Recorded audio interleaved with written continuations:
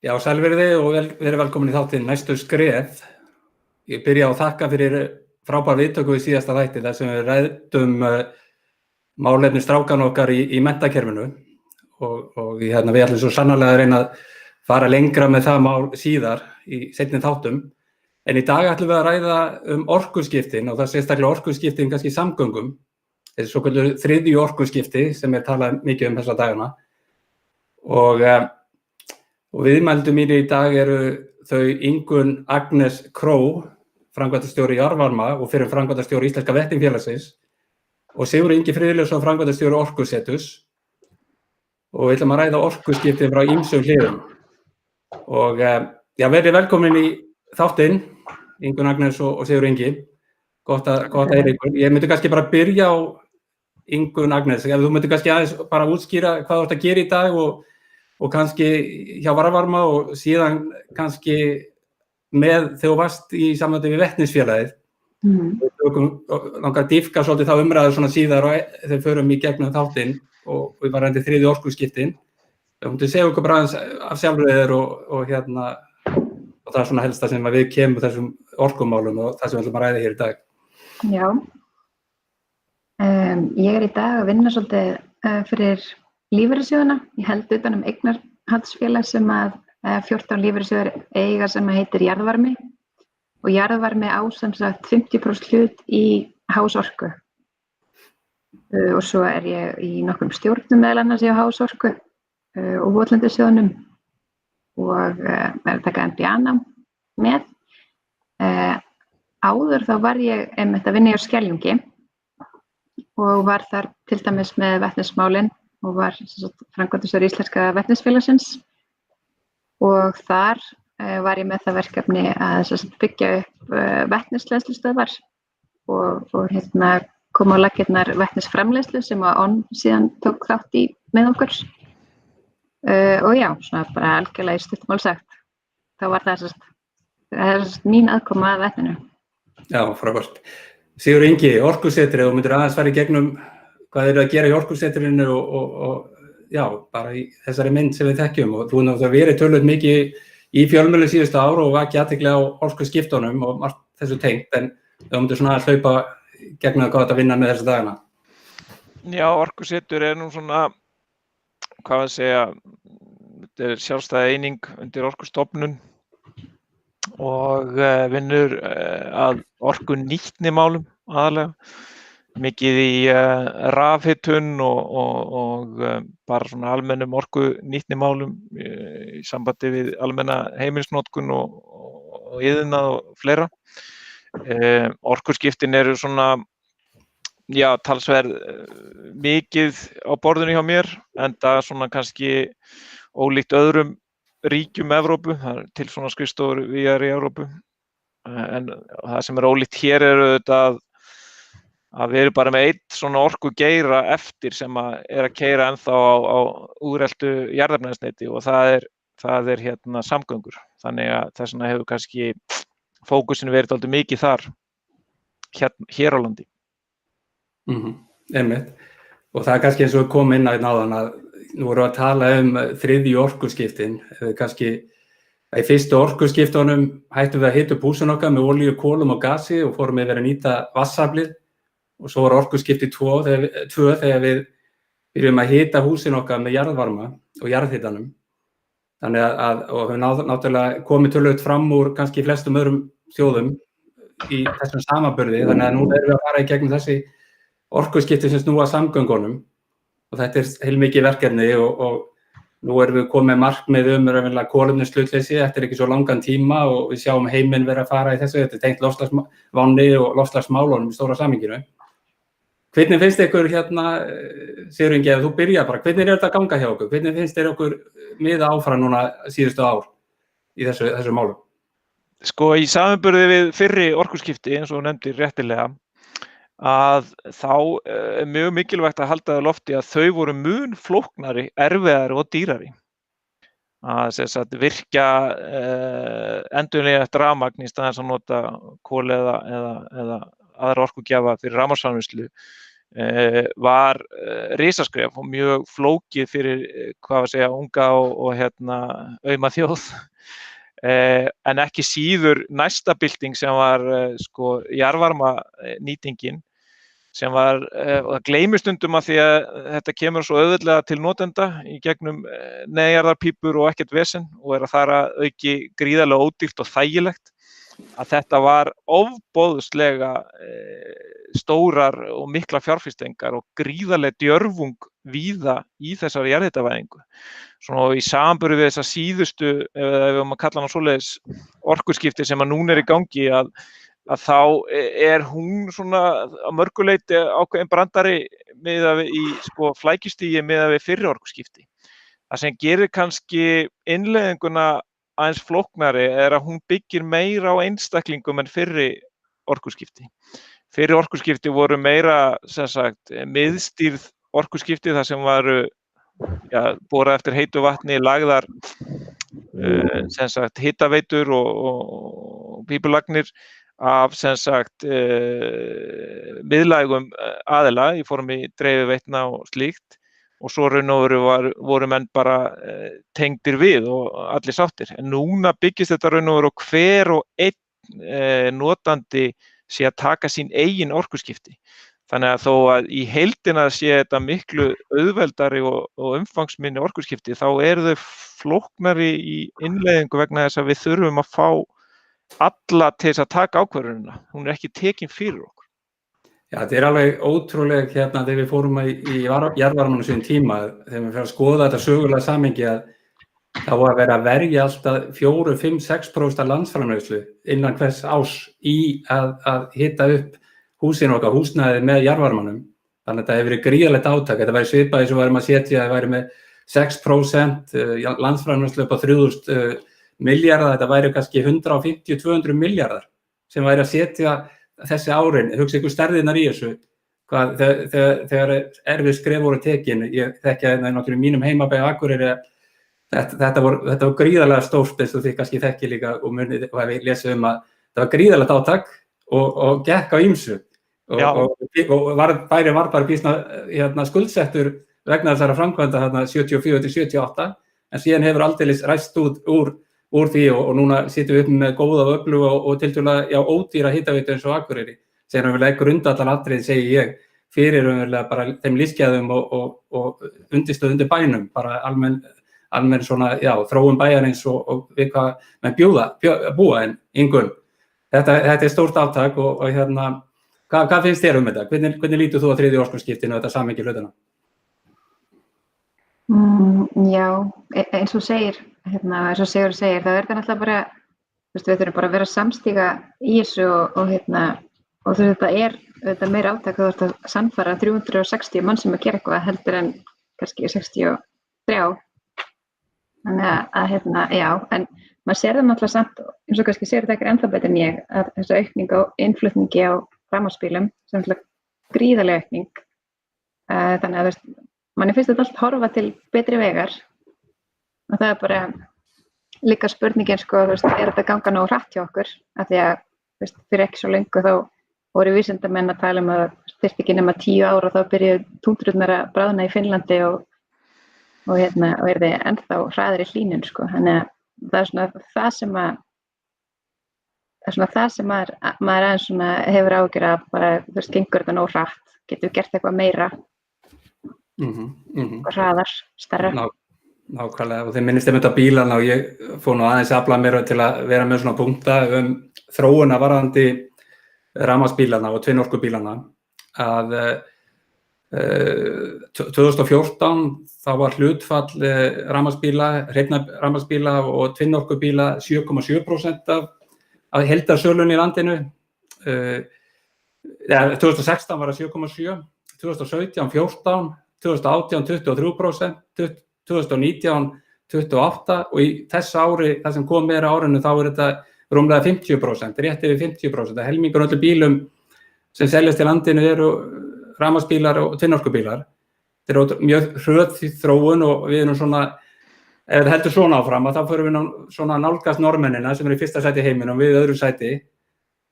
Sigur Ingi, finnst þetta hafa gengið nógu hratt eða hvernig finnst þér þetta, hvernig lítur á þetta? Þegar maður keypti sjálfur sinn tvinnorkubíl sem maður keyrir ennþá 2014, þá held ég að við erum 1%, 1% sem var að keyra með einhverjum hætti á rafmagni. Þannig að þetta mjög hröð þróun.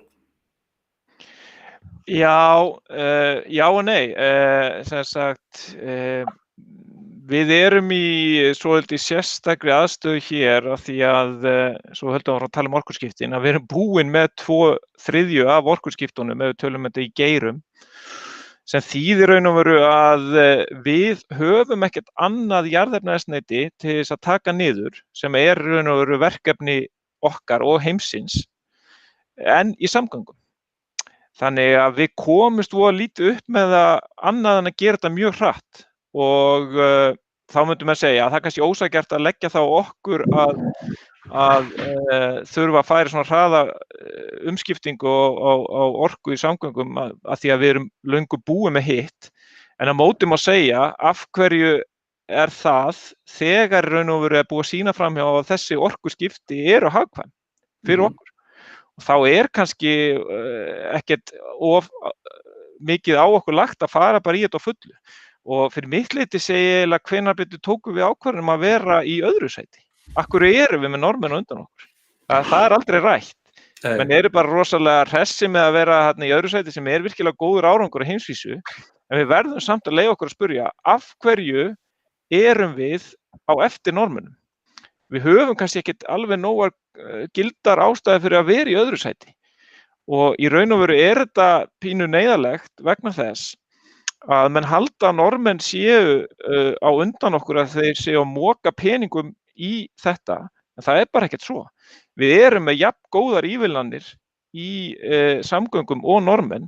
Eini munurinn að þeir eru örlítið og ekki eins og mikið. Þeir eru örlítið djarfari að leggja gjöld, innflutningsgjöld á bensín- og dísilbíla. Það allur munurinn. Já. Ingunn Agnars, nú þekkir þú held ég ágætlega til í Noregi. Hefur kynntir þetta sérstaklega þar? Hvernig menn hafa staðið að málum umfram eða bara kynntir þetta? Ekkert eitthvað svona til hlítar en það svona kannski sem að mér dettur í hug að það var þarna einhver ívilnun varðandi bifreiðar hjá fyrirtækjum. Þú þekkir örugglega betur en ég Sigurður. Að þá var orðin svo mikil hvati fyrir forstjórana og framkvæmdastjórana að vera á hreinum rafmagnsbílum. Þannig að þeir drifu sig allir yfir á Teslur og það var svona alveg gífurlega eftirspurn eftir Teslum og þetta er bara pínu markaðsfræði í leiðinni þegar einhver flottur forstjóri fyrir á Tesla þá vilt þú líka fara á Tesla og það var svolítið svona hæp það kannski hjálpa líka eitthvað aðeins til þar Já, einmitt. Nú á þingi Samorku aðalfundinum í september, þá kom fram að ef við ætlum að ná loftslagsmarkmiðunum varðandi bílana og vinna í þessu, þá þarf 2/3 af öllum bílunum að vera orðnir rafmagnsbílar 2030, það eftir 10 ár, til þess að ná þessum markmiðum og það þyrfti svona 300 megavött raunverulega til þess að framkvæma þann hluta. Og í stóra samhenginu, ef við förum síðan dýpra inn í þetta með samgöngunar og orkuskiptin, ef við ætlum að taka skipin okkar og fara dýpra inn í þetta og síðan innanlandsflugið, sem við nú rætt í þessum þætti áður, þá þyrfti þetta nú að vera töluvert meira, kannski 1200 megavött sem að þyrfti að koma til í gegnum þetta. Hver er sýnin, Sigurður, ef við byrjum að þér með þetta? Hvernig sér þetta fyrir næstu 10 árin? Erum við að fara að ná þessu og hvernig verður þetta með skipin og innanlandsflugið? Noregu til dæmis, við erum alltaf að tala um Noreg, þar er búið að setja á áætlun að vera flogið á rafmagnsflugvél milli Oslo og Bergen eftir 5 ár í flugi að vera rafmagnsflug. Þeir setja þessu svona ákveðið markmið og það þessi og Ísland raunlega hentar tiltölulega mjög vel inn í flugið í rafmagninu þess að við erum með tiltölulega stuttar flugleiðir, þetta 250-400 km, það er 250 km loftlínan Akureyri Reykjavík og Reykjavík Egilsstaðir eru svona 380 km innan við 400 og þetta raunverulega bara að henta þeirri tækni sem nú þegar komin, sem örugglega þróast enn frekar Hvernig sérðu stóru myndina, Sigurður, varðandi þetta, 300 megawattuna 1000, bara annars vegar bílarnir og síðan heildardæmið? Hvernig förum við að þessu? Sko, ég verð að taka þetta saman svona á einfaldan hátt og þá skipti ég raun og veru flotanum, byrjum á honum í 4 flokka sem eru fólksbifreiðar og sendibifreiðar og svo hópbifreiðar og vöruflutningabifreiðar.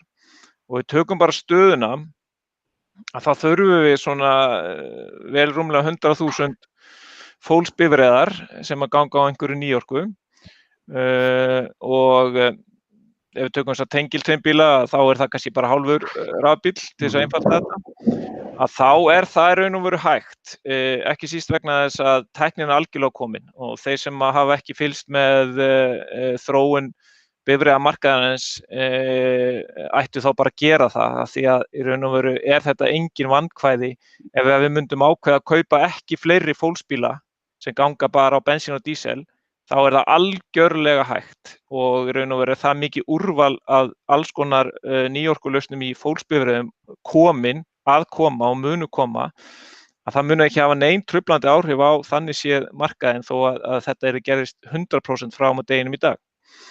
Þannig að raun og veru staða fólksbílana, hún afgerandi og það raun og veru bara klaufaskapur okkar ef við náum þess ekki.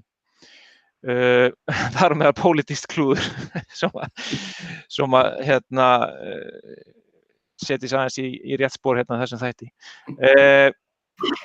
Fyrir hinn flokkana þá myndum við segja að sendibifreiðar eru líka dett inn á þennan, það að koma það mikið að lausnum í þessum flokki að það raun og vera mjög markaðslega á góðum stað. Og það skemmtilega að raun og vera fyrir hópbifreiðar og vöruflutningabifreiðar, að þá það líka detta inn og bara gott rými á næstu 10 árum til þess að ná þessu. Ég hef sett það fram að við þurfum 500 stykki af hvorum. Að það kannski auðveldara að taka þetta bara hinum megin frá, byrja bara að telja bílana inn. Að 500 stykki af vörubifreiðum og 500 stykki af hópbifreiðum fyrir 2030. Og það vel hægt tæknilega og ekki títi fyrirstöðu. Ég myndi setja annað, sem sagt, bara vegna stöðu tæknimála, sem sagt skip og flugvélar, í raun og veru innleiðingar og tilraunafasa á næstu 10 árum. Við ættum ekki að leyfa okkur að gera ráð fyrir gríðarlega miklum orkuskiptum. Ég samt að gera ráð fyrir gríðarlega mikilli vinnu við að innleiða þessa tækni inn á þessu næstu 10 árum, en sem fer svo að tikka inn tölfræðilega á næstu 10 árum þar á eftir. En það þýðir ekki að sitja bara með hendur í skauti næstu 10 árin í þessum flokkum, skip og flugvélar og bíða, heldur verður við að vera gríðarlega virk í innleiðingunni, að fá þetta inn í geirann, þannig að þetta geti verið að malla mjög niður á við í 10 árum þar á eftir. Svona þetta var mitt stöðumat svona, á einfaldaði það.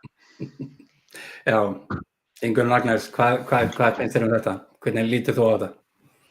Já, einmitt. Ég eins og varðandi kannski skipaflotan, að þá búin að vera ákveðin endurnýjun í skipaflotanum undanfarið og því miður og þá, eru bara ekki ennþá til margar lausnir, endurnýjanlega lausnir þar. Ég veit reyndar af ákveðnum útgerðum sem búin að vera að vinna með repjuolíu, til dæmis á Suðurlandi og fleiri, en þetta einhver skip sem eru að fara komið til þess að vera í eitthvað tíma, skiljiði, áður en að þau verða endurnýjuð.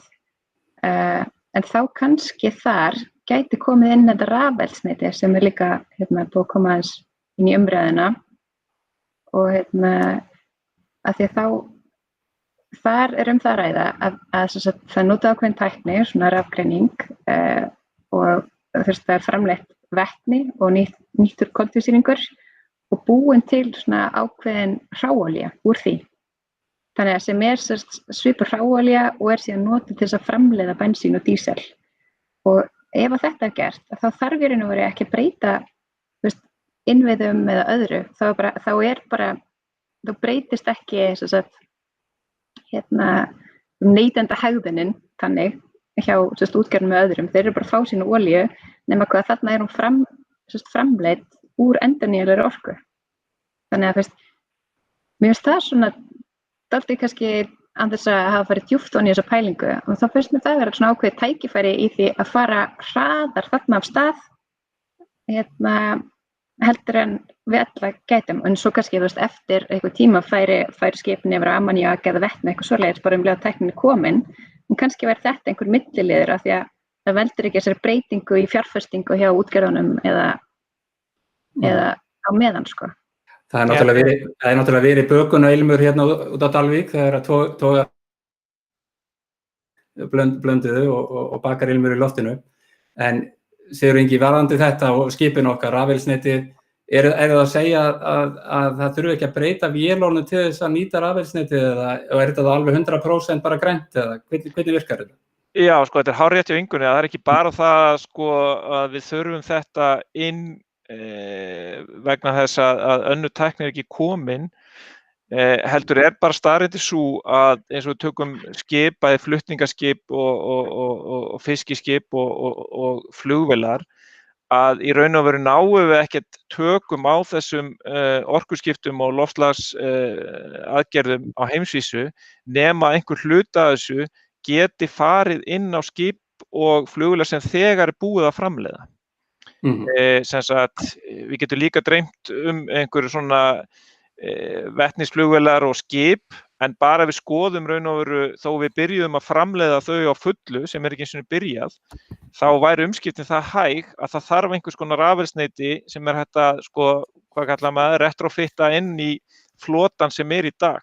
Þannig að það er raun og veru algjörlega nauðsynlegt að framleiða líka hreint eldsneyti og þar er staða Íslands mjög áhugaverð en það svona kannski fái staði betri til þess að raun og veru framleiða þetta eldsneyti bæði til eigin notkunar og ekki síst til útflutnings. En sambandi eins og þú nefndir áðan, við glemdum kannski að koma inn á og ég hef persónulega engar áhyggjur af þessu orkumagni sem við þurfum. Ég bara sé ekki að það sé nokkuð áhyggjuefni að bæta við smá raforkuframleiðslu. Það geti líka gerst að einhver önnur notkun breytist, einhver stórnotandi detti út á næstu 30 árum eða slíkt, eða þá við bætum við einhverjum hógværum magna virkjunum. Mér finnst þetta bara, ég sé ekki alveg hvar að þetta sé einhver hindrun.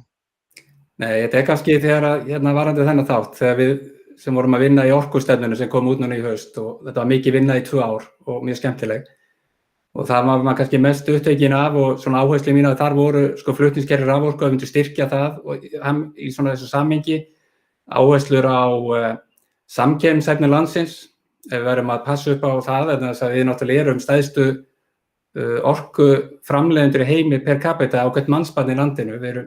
Við erum alltaf að tala normenn, nú eru normenn öðru sæti þar, að í því samhengi þeir eru að framleiða cirka helmingina þess að við framleiðum á hvert mannsbarn og síðan var ég svolítið upptekinn af því þessu samspili við vindorkuna og við vatnsaflið okkar. Þetta stóra ég held að þau gríðarlega tækifæri, þess að skoða þá mjög vel að raforkukerfi okkar í dag er kannski á 75% nýtingu en með vindaflinu, með vatnsaflinu þá getum við raunlega aukið heildarnýtinguna á kerfinu töluvert mikið og það munar mikið hvert einasta prósent í þessu. Raforkukerfi okkar miðast alltaf í vestu Vassár í sjálfu sér sko. Að þetta samspil hlutana og þá kemur alltaf upp eða öðru hvort þessar hugmyndir hvort að rafelsneyti og framleiðsla á rafelsneyti geti ekki verið mjög stór þáttur í því að nýta heildarkerfi betur og nýta vindinn með vatnsaflinu. Jarðvarmavirkjanir ganga svolítið bara á sín 96% notkun og bara rúlað gegn en það er þetta að regla saman vatnsafl og vindafl sem er kannski ég segi stærsta tækifæri sem við eigum í landinu og til framtíðar og þetta stóra samhengi og þá skulum við ræða miðhálendisþjóðgarð og það sem honum tengist. Nei, við sleppum í þetta. En þetta er svona það sem að rædda hans í vikunni bara að það þarf að samþætta svo margt þegar við erum ákveðið með einhverja eitt atriði eins og miðhálendisþjóðgarð að það skulum vera að hreinu allt hitt sem tengist í gegnum margar aðra stefnur og fá þessa stóru mynd á málið sko. Þannig að það eru 5-6 aðra stefnur sem maður getur talið mjög auðveldlega upp sem að tengjast fyrir því máli. Síðan finnst mér rosalega áhugavert hvað Danir eru að gera og hvað hugmyndir þeir með rafelsnetið og spurning hvað þeir kynnt ykkur það með að þeir ætla að bæta mjög í raforkuframleiðslu á næstu 10 árum í gegnum vindorkuna eins og á Norðursjónum, þess að rafeyju eða hvað við myndum kalla það, og ætla að verða stór útflytjendur á rafelsneti í útflutningi. Þeir kunna þetta, þannig að þetta svona spurning hvað ég held að hvort við eigum ekki góða og öfluga möguleika í þessu í svona stóra samhenginu. Ég held að einmitt hér talaði með að fimmfalda orkuframleiðsluna sína.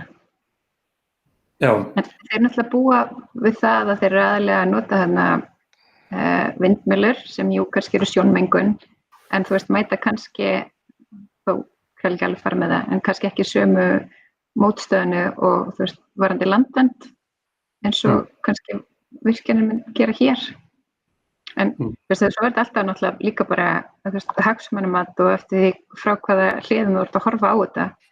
Þú veist, verður þetta þannig að eftir 10 ár og okkur hefur ekki tekist eitthvað að þú veist, við munum horfa tilbaka og hugsa bara þú veist, að það hafi verið að horfa á þröngt á málin með því að búa til of stóran hálendisgarð eða þú veist, þegar við hefðum getið verið að framleiða allar þessar hreinu raforku og senda út til útlanda sem var að skipta út fyrir einhverja óheppilegri orkuframleiðslu eða hvað. Þú veist, það er örugglega alltaf auðvelt að vera vitur eftir á þessu. Já, Sigurður, mér finnst einmitt að Evrópusambandi núna þegar það var nú eina kynningunum með mann rétt í september hjá Samorku að það kom fram hvað eru stórar hugsanir tengdar eða raunverulega áætlanir á vegum Evrópusambandsins sem tengjast rafelsneti sem raunverulega orkumili eða orku í Evrópu á næstu áratugum í loftslagsmálunum og loftslagsvánni. Hvað ertu búin að kynna þér þetta þessi atriði? Já, sko, rafelsnetið er raun og veru kannski svolítið í sviðsljósinu núna þó menn séu kannski ekki komnir eins langt og maður hefði þorað að vona og menn hafa sett fyrir sér verð og annað, en það sem er að gerast er þetta með orkuskiptum út í Evrópu og víðar, þá er verið að skipta yfir í endurnýjanlega orkugjafa sem eru svona dálítið snúnari í praxis en jarðefnaeldsneytið með tilliti þess að það verður gríðarleg framleiðsla af svona tiltölulega ójafnri orku. Og þegar þetta eykst, vind og sól og fleira í Evrópusambandinu, þá mun koma upp að það verður miklu meira af sem sagt offramleiðslu og vannframleiðslu. Og þá raun og veru horft í rafeldsneytisins til þess að ná betri fullnýtingu á öllu þeim grænu kílóvattstundu sem verður framleitt, eins og horfum á Danina, að þá þeir raun að tryggja að það verði ekkert mikið, þeir eru komnir með mjög mikla vindorku og oft langt umfram kannski notkun, sérstaklega á ákveðnum tímapunktum. Og þá náttúrulega hugmyndafræðin að fullnýta þessa orkugjafa til þess að framleiða rafeldsneyti með mjög ódýrum hætti sem þá raun og veru, ákveðnum tímapunktum ákveðin ruslorka, það er ekki notað til staðar og þá raun og veru tími nýttur til að framleiða rafeldsneyti með mjög ódýrum hætti. Og þetta áhugaverð hugmyndafræði og passar okkur vel þó við séum með mun, jafnari orkuframleiðslu með okkar vatnsaflsvirkjanir sem eru náttúrulega allra bestu tæknin til þess að jafna út framleiðslu, þannig að það svona hvergi betra en hér að ná hámarka framleiðsluna. En stundur finnst mér sko að menn séu raun og veru, því þetta verður algjört lykilatriði í framtíðinni til þess að loka raun og veru síðustu jarðefnaeldsneytistunnunum sko, að framleiða svona rafeldsneyti. Og ég held að menn séu stundum að búa sér til framtíðar rifrildi allt of snemma. Við sjáum það alveg að það kæmi upp svo staða að við þyrftum 400 megawatta vindorkugarð á Melrakkasléttu til þess að eyða út jarðefnaeldsneyti í fiskiskipaflotanum, að þá held ég að menn myndu nú fara í það frekar en að sleppa því. Þannig að það raun og veru kannski erum við að leyfa okkur að rífast allt of mikið vegna þess að þetta ekki komið, en ef við stæðum núna frammi fyrir þessu möguleika að þetta væri bara skipin væri komin og tilbúin og við gætum gert þetta, þá sjálfsögðu myndi enginn velja það að gera þetta ekki. Það bara miklu skýrari umhverfisávinningur og mikilvægari sem felst í því að fara í orkuskipti frekar en að pæla í einhverju öðru. Þannig að ég held við ættum kannski ekki að vera flýta okkur á mikið að búa til rifrildi, heldur að vinna bara þessu lausnum sem að allir vita að þurfa að verða veruleika. Já, ég vinna þetta svolítið heildrænt. Þú kannski eins og maður skilur rafelsneti, þá þetta bara eins og ákveðið batteri. Þú ert bara að jafna úr framleiðslunni og það líka þá batteristæknin sem menn hafa talað að geti einhver leyti komið, að þetta sérst ódýrari leið í stóra samhenginu og náttúrulega býður upp á meiri flutningsgetu en að fara með á milli svæða rafelsnetið. En ég held að þetta sé 2100 megawatt sem sett aflið í vatnsaflsvirkjunum og upp í 2800 þá með jarðvarmanum, að ég held að væri mjög áhugavert að skoða þá sviðsmyndagreiningu að það geti verið uppsett afl kannski vindorku 500 til 1000 megawatt á móti þessu, svona í heildardæmi, bara að reyna að finna þessa bestun, hvað þetta kemur best út, og svo værum við kannski með 3, 4, 5 vindorkugarða í landinu, þetta væri ekki dreift út alla trissur, en til þess og setja það svolítið viturlega niður miðað við veðurfar annað, þannig að það blæs mjög mismunandi, maður þekkir það á flugumferðarstjórninni. Það er ekki sami vindur alls þar í landinu á hverjum tíma, hann er mjög misjafn og það er örugglega þetta besta það líka í stóra samhenginu til að hugsa þetta.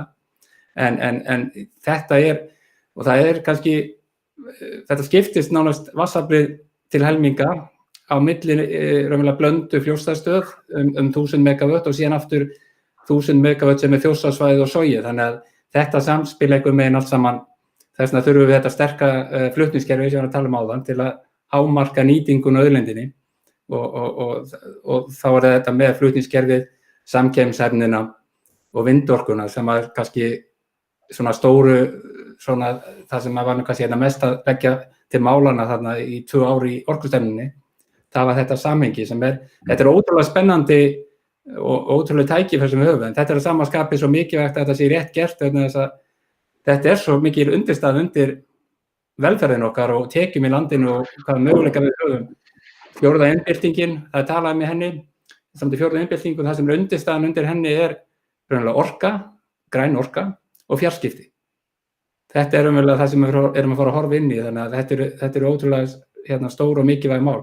En það kannski þetta með sem verið mikið talað það þessi mikli sparnað sem við höfum að því í landinu ef við myndum fara í 3. orkuskiptið, en það gæti verið 20, 30, 40 milljarðar á ári sem við verðum að spara okkur bara með bílana í að kaupa á olíu, og svo erum við með líka í texta í orkustefnun sem snýr raunverulega bara þjóðaröryggismálum, að vera raunverulega óháð öðrum löndum og pólitíkinni, við stöðum að tala pólitíkin annað eða hvað sem gengur annars þar í heiminum, að við séum sjálfbær sem mest innanlands. Þannig að þetta er ótrúlega margt og marga breytunar og spennandi að fást við þetta. Þannig að en þetta hvernig þetta með þetta atriði, hvað hafið eins og með þess að maður lítur á þetta fjárfesting í atvinnusköpun, þetta stóra mikið fjárfesting fyrir landið og lífsgæðin og í svo mörgu, þess að tala á fundi Samorku í september að til 2030 þurfti þetta að vera einhverjir 15 milljarðar í fjárfestingum í flutningskerfinu og dreifiveitunum bara til að skapa þessa mynd sem að þessum málum í stóra samhenginu. Þannig að það verður væntanlega mikið að gerast næsta áratuginn í öllu þessu stóra samhengi. Ingunn? Já, alveg örugglega. En eins og ég sagði áðan, við höfum ekkert eitthvað rosalega langan tíma til þess að bregðast við og því fyrst sem við getum gert eitthvað mikið því betra. Af því að svo annað sem maður hefur líka stundum heyrt varðandi þessari möguleika útflutning og hvað við getum gert þar, bara að það kom fram á fundin með sendiherra Þýskalands, af því Þýskaland mjög mikið að hugsa vetni, af því að þau einmitt með þessar vindmyllur og svo fara náttúrulega allar á stað kannski á sama tíma og það kannski nóttina þegar það ekki orku þörfin og hvernig ætlaði að geyma orkuna í formi vetnis. Þannig að en þau ekki með nóg til þess að framleiða fyrir sig sjálf, þannig að þau þurfa að leita til einhver annarra aðila og þá hugsa maður sér einmitt gott í glóðurinnar bara geti það ekki verið við.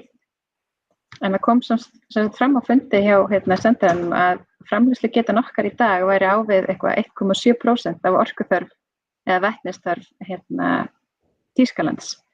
En mér finnst samt svo röng hugsun að láta það eitthvað stoppa sig, af því að það ekki eins og við seljum öllum heiminum fisk, skiljiði.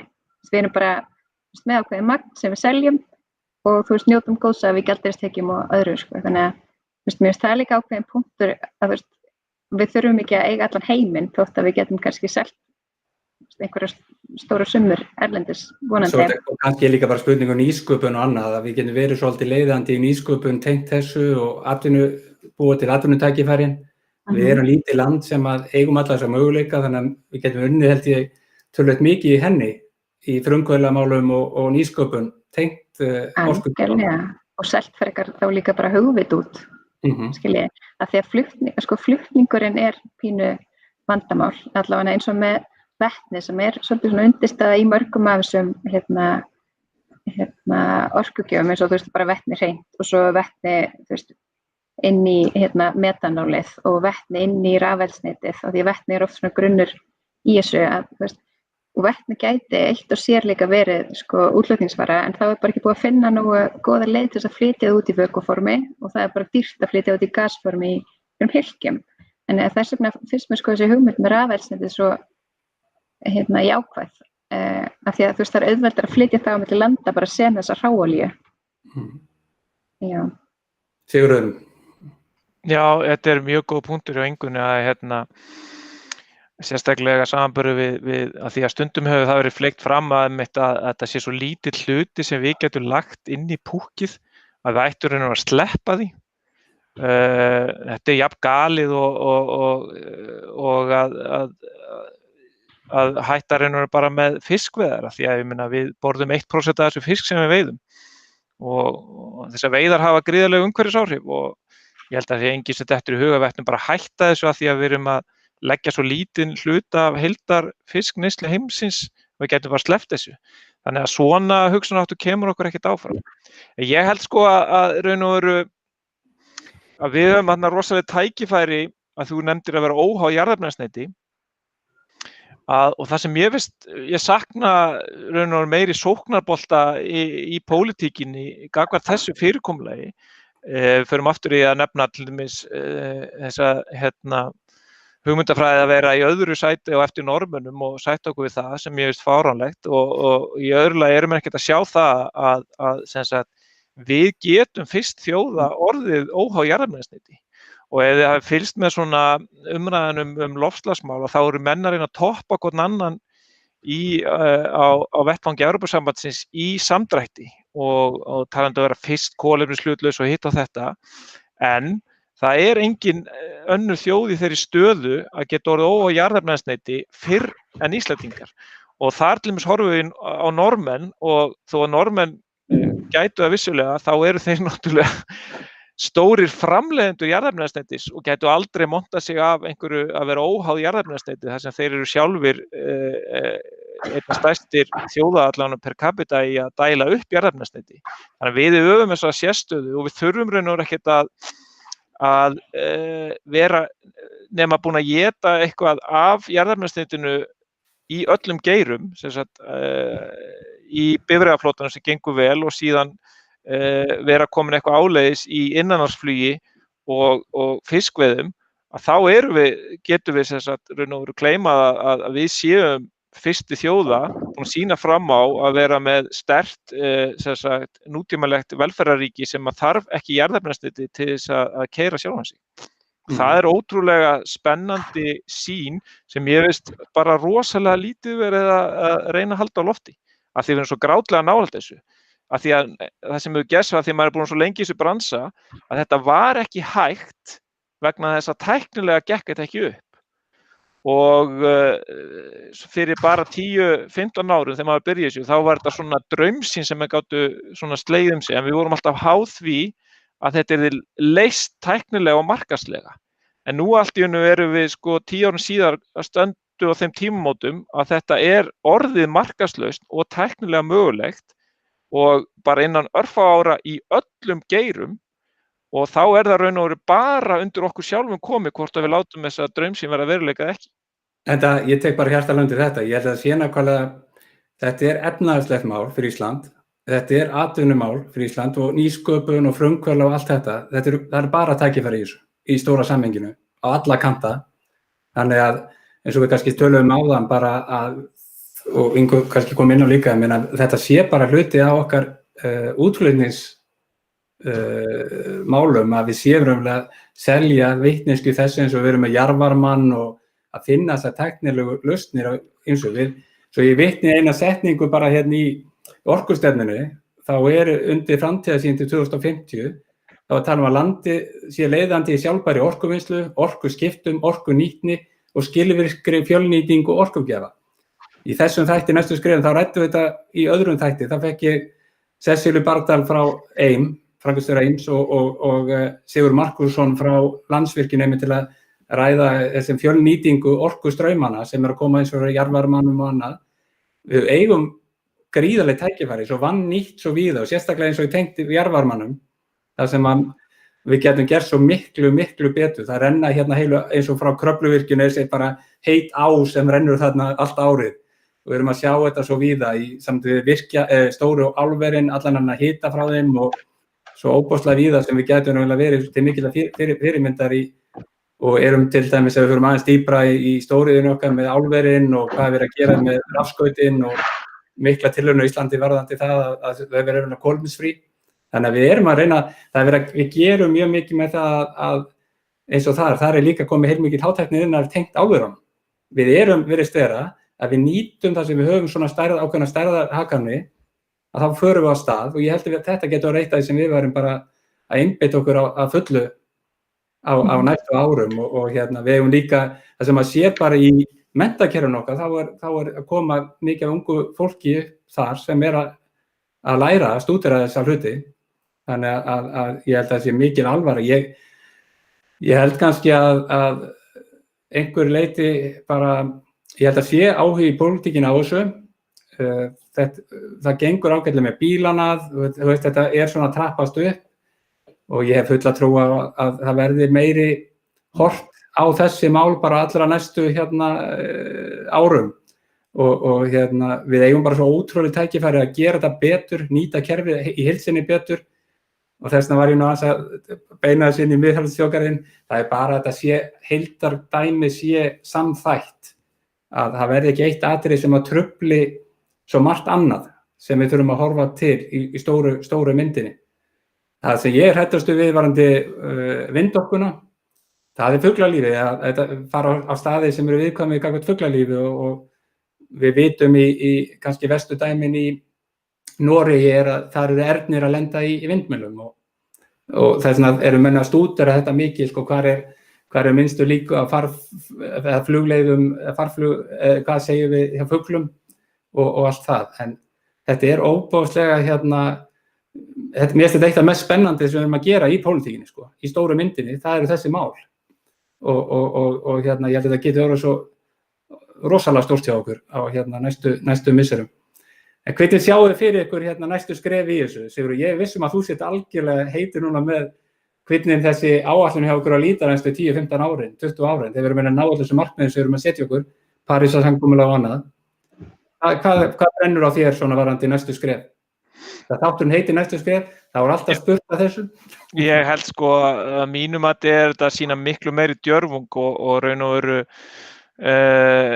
að ég held að þú talar tækifærin, það eitt í því kannski sem við verðum átt okkur á að ef við náum svona ákveðinni forystu og getum sýnt fram á hana, en þá þurfum við náttúrulega að sýna alvöru djörfung, að þá eru ytri áhrifin líka svo rosalega vanmetin að ég held að það sjái það allir að þó að við séum einhverja svona eins og ég vil kalla einhverja sílakeppi sem eru með einhverja fortíðarþrá, að þá held ég að það öllum ljóst sem að kynna sér eitthvað máli hvert við stefnum. Þannig að það ekki eins og maður sé að það að velja sér einhverja framtíð, hún liggur svona mjög skýrt fyrir.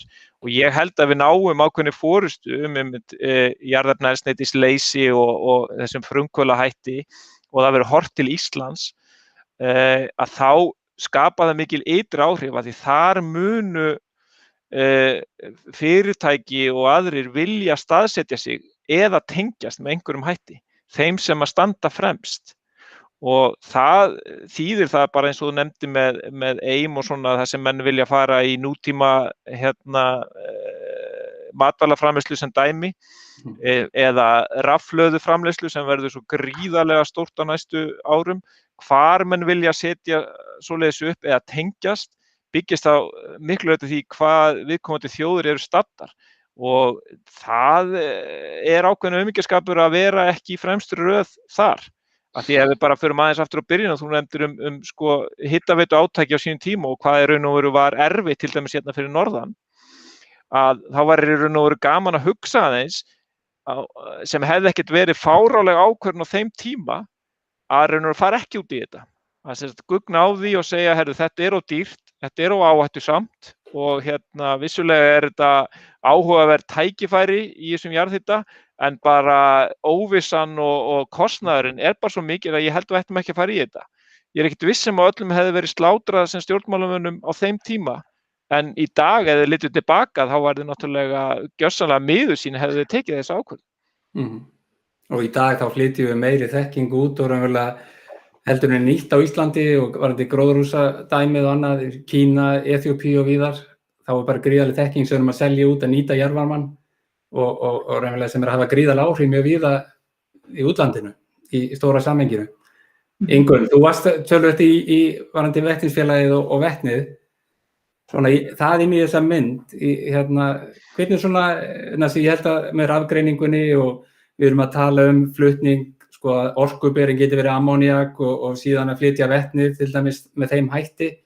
Maður les líka að það eins og með batteríin að þá þar verið að vinna mikið með sko orkuþéttnina í orkuberanum. Þannig að það sé að flytja meira og það verið alltaf stærra og stærra, bara eins og við þekkjum með batteríin. Þau verið léttara og léttara og getur borið meira orku og allt þetta.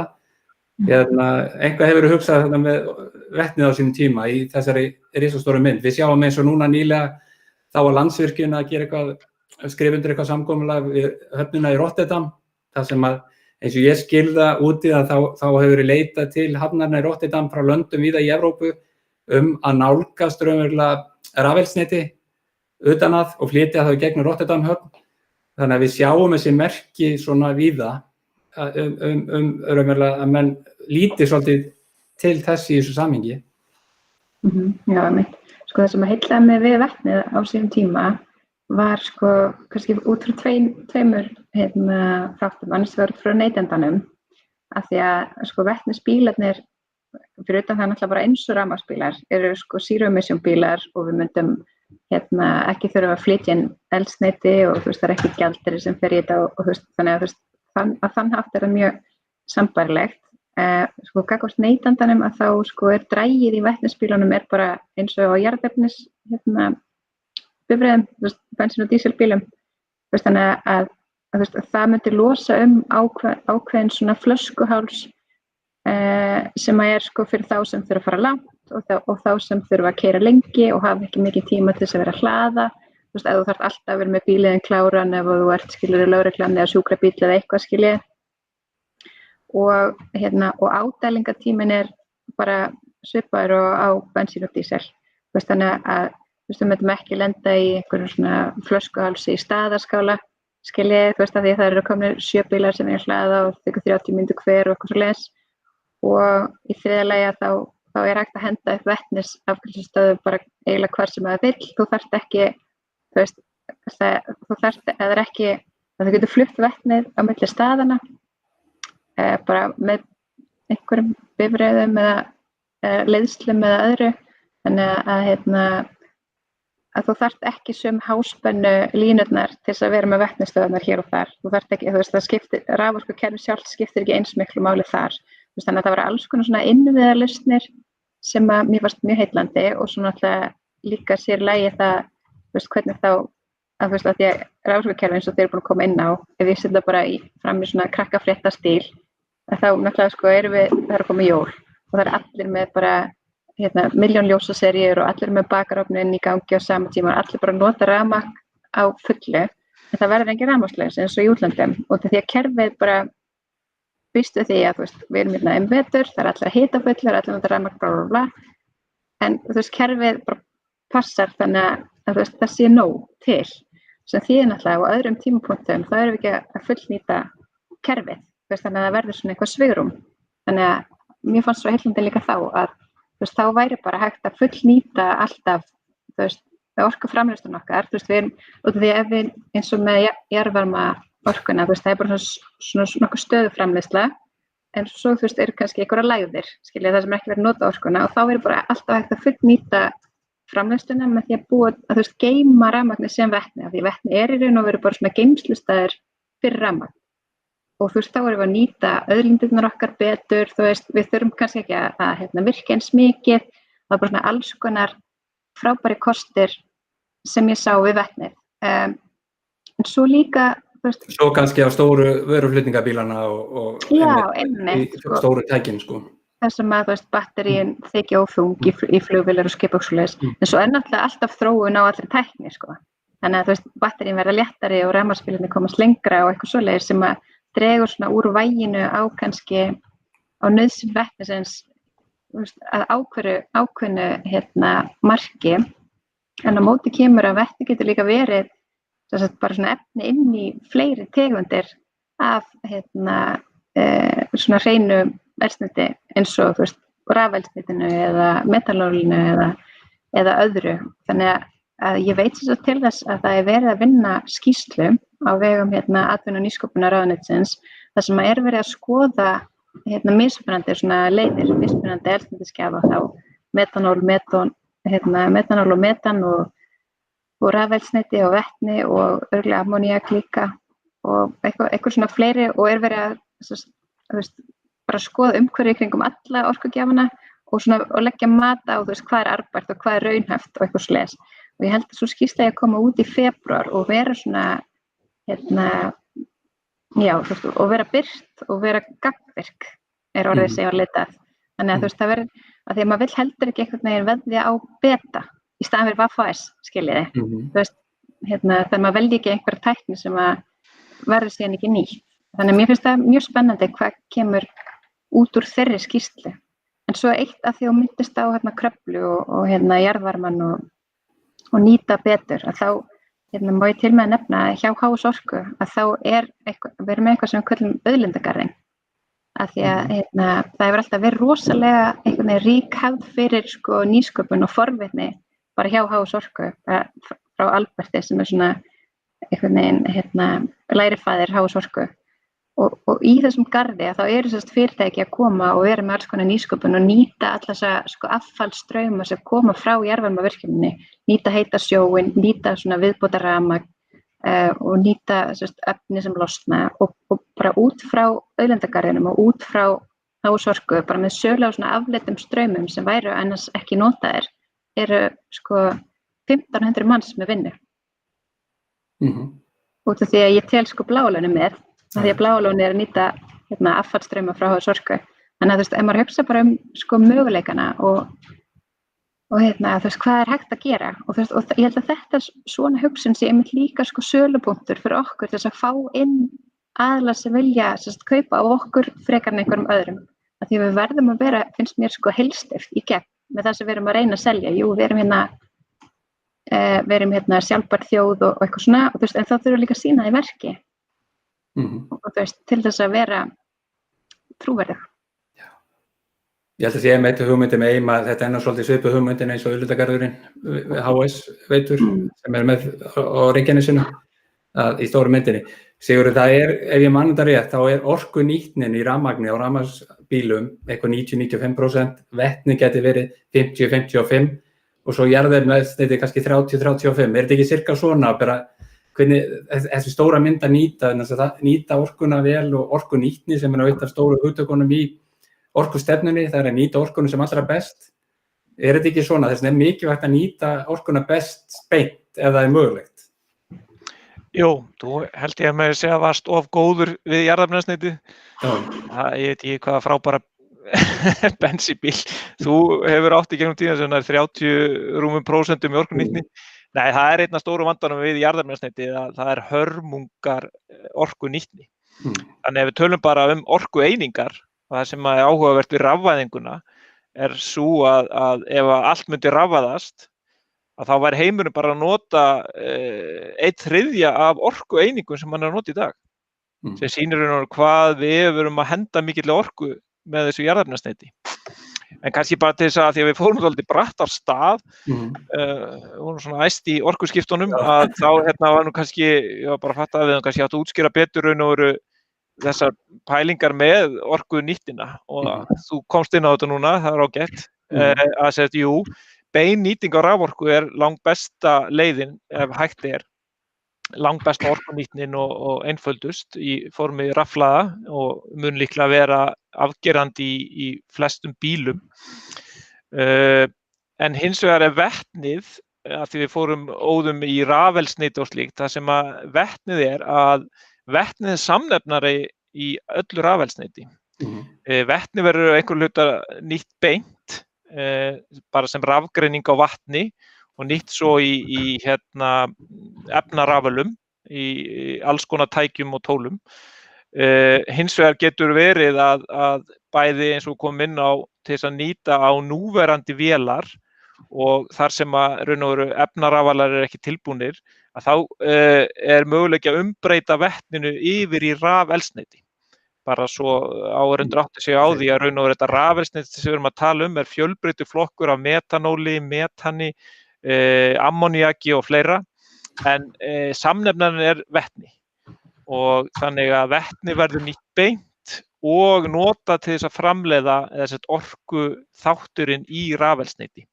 Þannig að þó að við höfum farið víðan völl þá höfum við ekkert verið að tala annað en rafmagn og vetni svona til þess að setja það saman. Og sem er náttúrulega frábært af því að þetta eru afleiður af rafmagni sem að við framleiðum í gríðarlegu magni hér Íslendingar. Þannig að þetta eru mjög góða fréttir að raun og veru orkumynd framtíðarinnar byggist öll á raforku og endurnýjanlegri raforku og það er bara það besta sem getur komið fyrir okkur sem þjóð. Já, þannig að við erum vel staðsett í samkeppnisefninni til framtíðar ef við förum vel með þetta saman. Ingunn. Ég mætti kannski líka bæta við að þetta er alveg hárrétt sem þú segir og ég ætla ekki að gera fyrrverandi samstarfsmönnum mínum hjá Skeljungi það að benda á hverju raun og veru nýtnin á jarðefnaeldsneytinu er, en varðandi vetni það er hárrétt að það er einhver 50-60% nýting þegar maður nota vetnið, en ég vil alltaf hugsa þetta þannig að maður stígur eitt skref tilbaka, hvað er vetni í raun og veru, þetta er einhver endurnýjanleg orka sem við hefðum annars ekki nýtt, skiljiði, þannig að þá vil ég ímynda mér, þetta er bara 100% viðbót af einhver sem er hreint eldsneyti. Þannig að mér finnst þetta er allavega það sem ég vil svona hugsa þegar fólk er að tala lélega nýtingu í vetni. Þetta er betra en að framleiða það ekki í raun og veru. Þetta er eiginlega það sem ég var að tala áðan raforkukerfi okkar, 75% nýting á því, bara með að nýta það betur með öðrum orkukostum, þá erum við að tala inn í þessa mynd sem þetta minnast á. Þá getum við svo mikið sóunna í heildarkerfinu og nýta betur og sem ætti að geta skapað okkur mikla möguleika og tekjur fyrir samfélagi. Það er finnst mér mjög spennandi mynd varðandi kerfið okkar og þess vegna finnst mér vindorkan sem er kannski einn af þessu kannski okkar stærstu möguleikum í þessari mynd. Ég veit ekki, sólarorkan getur okkur mjög erfið í nýtingu og þetta er það sem kannski stendur okkur næst í þessu samhengi. Að til að nýta bara kerfi þá finnst mér þessa sviðsmyndi mjög spennandi að skoða í stóra samhenginu. En Ingunn, ég spurði Sigurður varðandi næstu skref, ert þú með eitthvað við þurfum að enda þetta, við erum búin að tala saman mjög spennandi efni næstu klukkustund, þannig að við þurfum að fara að enda þó að efni sem við getum talað mjög lengi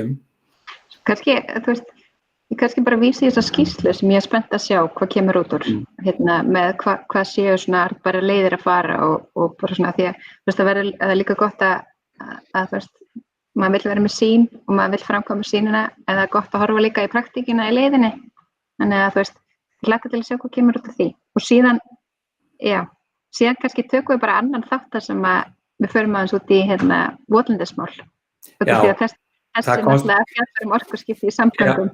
Já, og þú ert stjórnarmaður þar og ég ætlaði að koma því einmitt að og svo getum við líka rækt bara með kannski svoleiðis þætti með skógrækt og aðra möguleika sem í þeirri mynd sem við erum að fást við þar og raunverulega kannski Parísarsamkomulagið og allt það stóra samhengi.